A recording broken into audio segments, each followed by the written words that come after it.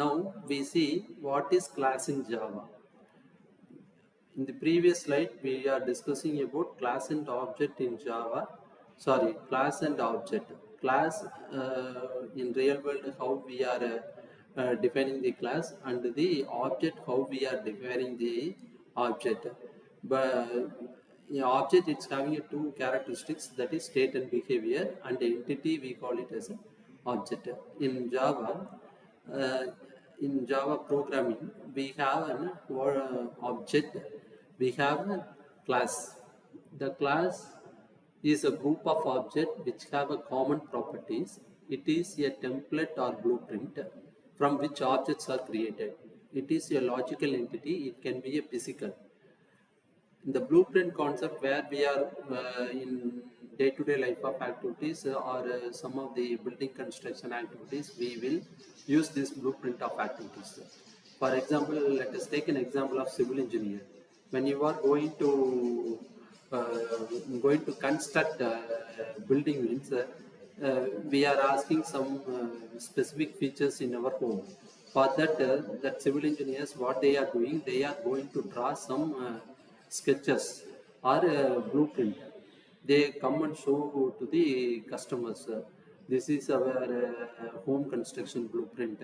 Here I am going to fix the master bedroom. Here I am going to use the small bedroom. Here I am going to fix that kitchen room. Here I am going to fix that puja room. Like that, they will describe the blueprint based on the landscape. Like that, in class is a group of objects which have some common properties.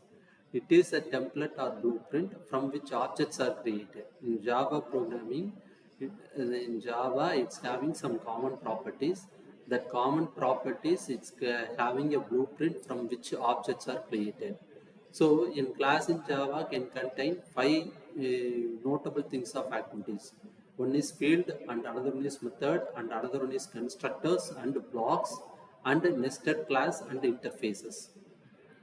So Java can contain, again I am repeating, that fields, methods, constructors and blocks, and nested class and interfaces.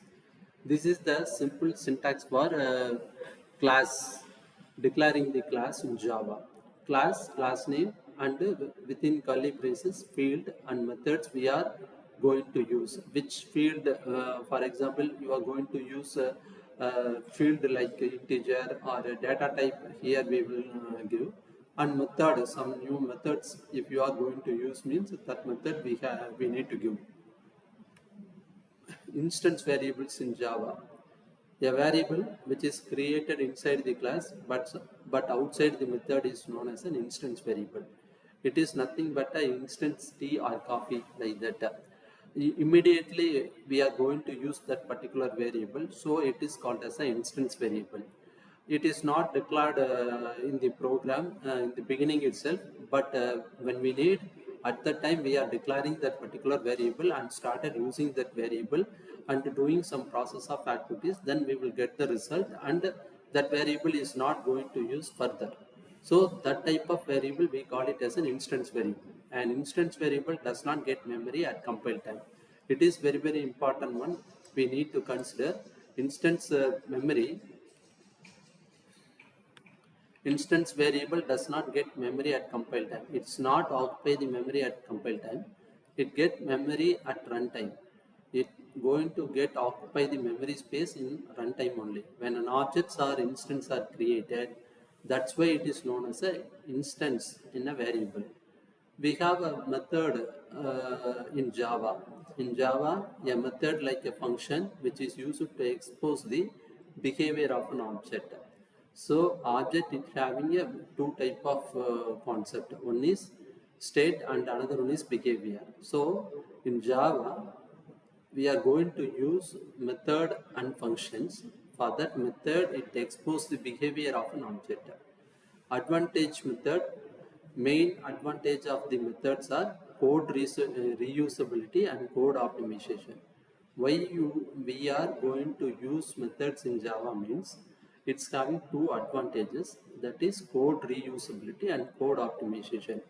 Code reusability means we are not going to use that each and every time. We are not going to enter that coding activities for a specific type of task. The same code we are going to use wherever required and whenever we need at that time. So it's having a main advantage that is called as a code reusability. Then another one is code optimization.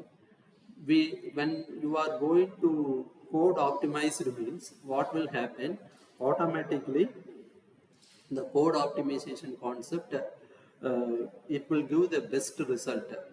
Because we are going to use the memory space in very optimized manner, so it is called as a code optimization concept. When the developer going to develop a coding, at that time itself they need to understand the code optimization concept, how to reduce the memory space and how to run the program. So these two methods having a very good advantage in Java for code reusability and code optimization.